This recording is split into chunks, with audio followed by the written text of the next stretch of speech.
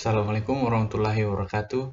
Perkenalkan, nama saya Immanuel Tangkiarung dengan nomor induk mahasiswa 4520012124 dari kelas Manajemen D, Universitas Boswa Makassar. Di sini saya akan menjelaskan beberapa inti materi pada pertemuan ke-9 sampai ke pertemuan ke-14. Tanpa membuang waktu lagi, saya akan mempresentasikannya. Materi yang ke-9 yaitu kapasitas produk. Yang pertama, mengukur kapasitas. Kapasitas produksi adalah kapasitas perusahaan memproduksi barang dan jasa dalam suatu jangka tertentu dan dapat dibatasi lagi pada suatu lokasi produksi. Untuk perusahaan yang tertata rapi, maka akan benar-benar memperhitungkan kapasitas produksi untuk membuat perkiraan potensi yang dapat mungkin didapatkan perusahaan. Jika perusahaan ingin meningkatkan kapasitas produksi jangka pendek, terdapat 5 langkah yang harus dilakukan, yaitu sebagai berikut. Yang pertama, meningkatkan jumlah sumber daya. Yang kedua, memperbaiki penggunaan sumber daya. Yang ketiga, memodifikasi produk, memperbaiki permintaan, dan tidak memenuhi permintaan. Perencanaan kapasitas jangka panjang merupakan strategi operasi dalam menghadapi segala kemungkinan yang akan terjadi dan sudah dapat diperkirakan sebelumnya. Yang kedua, analisis kemacetan dan teori kendala. Dalam memproduksi barang dan jasa, perusahaan selalu memperhatikan masalah biaya secara total ataupun secara terperinci, dimulai daripada saat perusahaan melakukan riset dan pengembangan desain produksi dan pemasaran kepada pelanggan. Kemudian juga pada saat memasuki siklus penjualan, mulai dari tahap pengenalan, pertumbuhan, matang, dan penurunan. Suatu kendala ditemukan di setiap sistem dan dapat didefinisikan sebagai suatu yang dapat membatasi kinerja suatu sistem untuk mencapai tujuan. Konsep utama TOC yaitu throughput. Istilah kemacetan mengacu pada leher dari sebuah botol secara harafiah yang membatasi aliran atau dalam kasus sistem produksi, hambatan dalam terobosan. Waktu kemacetan adalah waktu dari sentra kerja yang paling lambat dalam suatu sistem produksi. 4 sistem manajemen kemacetan yaitu: yang pertama, merilis order pekerja pada sistem dalam kemacetan, kecepatan yang ditetapkan oleh kapasitas kemacetan. Yang kedua, waktu yang hilang pada saat kemacetan terjadi mempresentasikan kapasitas yang hilang dari keseluruhan sistem. Yang ketiga, meningkatkan kapasitas dari jalur yang tidak terjadi kemacetan adalah sebuah fata morgana. Yang keempat, meningkatkan kapasitas dari kemacetan akan meningkatkan kapasitas keseluruhan sistem. Yang ketiga, analisis tingkat impas. Analisis impas merupakan suatu cara untuk mengetahui volume penjualan minimum agar suatu usaha tidak menderita rugi, tetapi memperoleh laba. Tujuan analisis titik impas adalah untuk meningkatkan tingkat aktivitas di mana pendapatan hasil penjualan sama dengan jumlah semua biaya variabel dan biaya tetapnya. Berikut manfaat dari BIP. Yang pertama, alat pembayaran untuk menghasilkan laba. Yang kedua, memberikan informasi mengenai sistem berbagai tingkat volume penjualan serta hubungannya dengan kemungkinan memperoleh laba. Yang ketiga, untuk mengetahui hubungan volume penjualan yang diproduksi. Yang keempat, mengetahui jumlah penjualan minimum agar perusahaan tidak menderita rugi. Yang kelima, mengevaluasi laba dari perusahaan secara keseluruhan. Yang keempat, penurunan risiko dengan perubahan bertahap. Mengidentifikasi seluruh risiko utama dalam bisnis kita, memprioritaskannya berdasarkan kecenderungan dan dampak, dan menilai efektivitas kendali sekarang ini. Dalam dunia manajemen risiko ada 4 strategi utama sebagai berikut. Yang pertama, menghindarinya, menguranginya, mengindahkannya, dan menerimanya. Materi pertemuan ke-10 yaitu persediaan. Yang pertama, menilai pentingnya persediaan. Persediaan merupakan barang atau bahan yang disimpan dan digunakan pada saat tertentu dan dengan tujuan tertentu. Misalnya untuk proses produksi, untuk dijual kembali, atau sebagai cadangan dari peralatan yang digunakan. Pada PSK nomor 14 revisi 2008 mendefinisikan persediaan sebagai aset. Yang pertama, untuk dijual dalam kegiatan usaha normal, yang kedua dalam proses produksi untuk kemudian dijual, yang ketiga dalam bentuk bahan atau perlengkapan untuk digunakan dalam proses produksi atau pemberian jasa. Yang kedua, manajemen persediaan. Manajemen persediaan atau manajemen inventory adalah pengawasan aset non-kapital dan stok barang. Fungsi utama manajemen ini adalah menyimpan catatan terperinci untuk setiap produk atau yang dikembalikan saat memasuki atau meninggalkan gedung atau tempat penjualan. Yang ketiga, model persediaan. Model persediaan terbagi menjadi 5, yaitu persediaan barang mentah, yaitu persediaan yang belum masih memuat elemen-elemen biaya di dalam bahan tersebut. Yang kedua, persediaan komponen-komponen rakitan, yaitu mudah dijumpai di industri elektronik atau otomotif. Yang ketiga, persediaan bahan pembantu, yaitu bahan bukan menjadi bagian atau komponen barang. Yang keempat, persediaan dalam proses, biasa disebut persediaan setengah jadi, yaitu persediaan yang memuat keluaran dari tiap-tiap proses, namun belum sempurna. Yang kelima, persediaan barang jadi, yaitu persediaan yang sudah tidak memerlukan pengolahan lagi. Yang keempat, model probabilitas persediaan. Inventory probabilistik jumlah permintaan barang tiap-tiap periode tidak diketahui secara pasti dan informasi tentang permintaan dapat diketahui dari pola permintaan yang diperoleh berdasarkan data masa lalu. Persediaan model KIR ditandai dengan dua hal yang mendasar, yaitu pertama, besarnya pemesanan selalu tetap untuk setiap kali pemesanan dilakukan. Yang kedua, saat pemesanan dilakukan apabila jumlah persediaan yang dimiliki telah mencapai titik pemesanan kembali. Materi pertemuan ke-11 yaitu MPR dan ERP.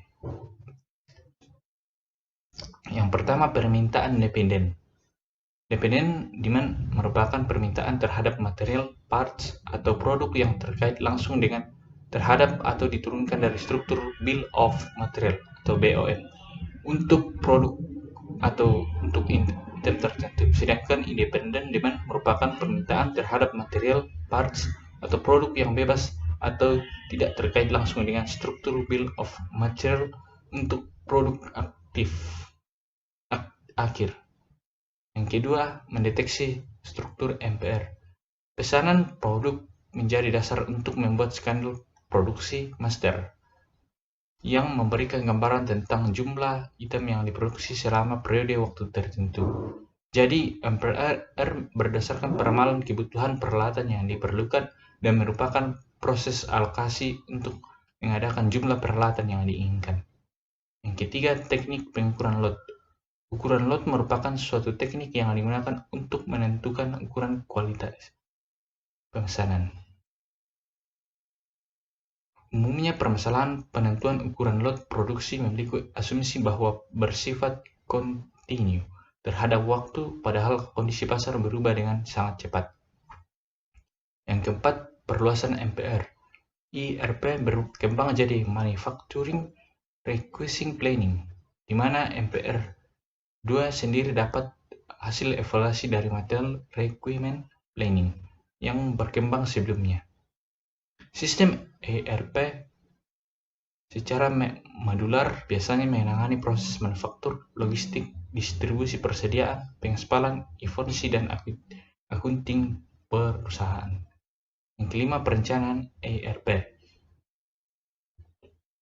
merupakan singkatan dari 3 elemen kata experience perusahaan atau organisasi, resource atau sumber daya, dan planning atau perencanaan, di mana 3 kata tersebut mencerminkan sebuah komponen yang berujung pada kata kerja, yaitu planning. Materi pertemuan ke-12 yaitu strategi rantai pasokan. Yang pertama, pentingnya strategi rantai pasokan. Strategi SCM merupakan tulang punggung utama dan berperan sangat penting bagi berjalannya operasional organisasi, baik yang bersifat profit maupun non-profit. SCM juga berperan untuk mendapatkan pihak ketiga yang berkualitas dan mendukung peranan terhadap kemajuan organisasi bisnis. Untuk menciptakan alur kerja yang baik, ada beberapa prinsip yang harus dipahami dalam menjalankan kegiatan SCM. Di antaranya adalah end-to-end, yaitu proses operasi yang mencakup elemen pemasokan yang paling hulu ke konsumen yang paling hilir. Yang kedua, strategi 6 sumber. Strategi 6 sumber yaitu yang pertama, banyaknya pemasok.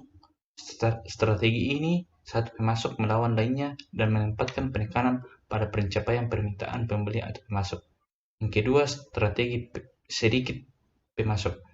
Strategi sedikit pemasok berarti bahwa daripada mencari atribut jangka pendek seperti biaya rendah, seorang pembeli lebih baik membentuk hubungan kerja jangka panjang dengan sedikit pemasok yang berdedikasi. Yang ketiga, integrasi vertikal. Integrasi vertikal dapat menawarkan kesempatan strategi untuk manajer operasi. Yang keempat, Ventura bersama, yaitu salah satu versi dari Ventura bersama adalah upaya Daimler BMW saat ini untuk mengembangkan dan memproduksi komponen mobil standar. Yang kelima, jaringan Keiretsu, yaitu pemasok menjadi bagian dari koalisi perusahaan yang dikenal dengan sebuah Keiretsu. Yang keenam, perusahaan virtual. Perusahaan virtual bergantung pada hubungan pemasok yang stabil dan baik untuk menyediakan jasa yang diminta. Yang ketiga, risiko perantai pasokan. Manajemen risiko rantai pasok menjadi isu penting dan memerlukan perhatian serius daripada manajer. Selain karena risiko itu, sering terjadi juga dampak signifikan dari potensi kejadian risiko terhadap kinerja perusahaan secara keseluruhan.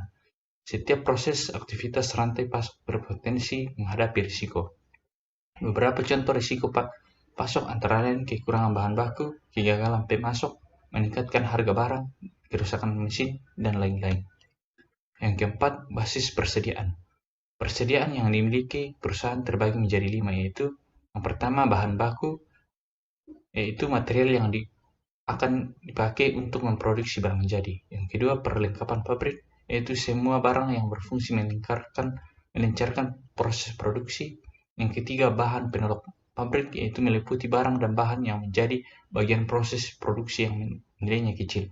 Yang keempat, bahan dalam proses, maksudnya bahan baku yang sudah masuk proses produksi tapi belum selesai dikerjakan.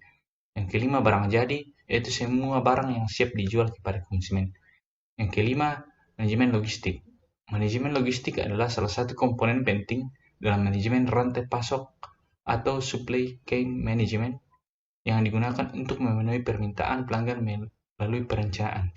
Manajemen yang melibatkan pemrosesan pesanan, pergudangan, penanganan bahan atau produk, pengemasan, dan transportasi. Materi pertemuan ke-13 yaitu strategi pemeliharaan dan keandalan. Yang pertama, pentingnya strategi pemeliharaan dan keandalan. Maintenance atau pemeliharaan adalah sebuah aktivitas yang berkaitan untuk mempertahankan peralatan sistem dan dapat sistem dalam kondisi layak bekerja. Taktik pemeliharaan adalah yang pertama, menerapkan dan meningkatkan pemeliharaan pencegahan. Yang kedua, meningkatkan kemampuan atau kecepatan perbaikan. Keandalan adalah peluang sebuah komponen mesin atau produk yang akan bekerja secara baik untuk waktu tertentu di bawah kondisi tertentu. Taktik keandalan yaitu yang pertama, meningkatkan komponen individual. Yang kedua, memberikan redundancy. Yang kedua, keandalan. Keandalan adalah suatu penerapan perancangan pada komponen sehingga komponen dapat melaksanakan fungsinya dengan baik, tanpa kegagalan sesuai rancangan atau proses yang dibuat. Secara umum, keandalan merupakan ukuran kemampuan suatu komponen beroperasi secara terus-menerus tanpa adanya kerusakan.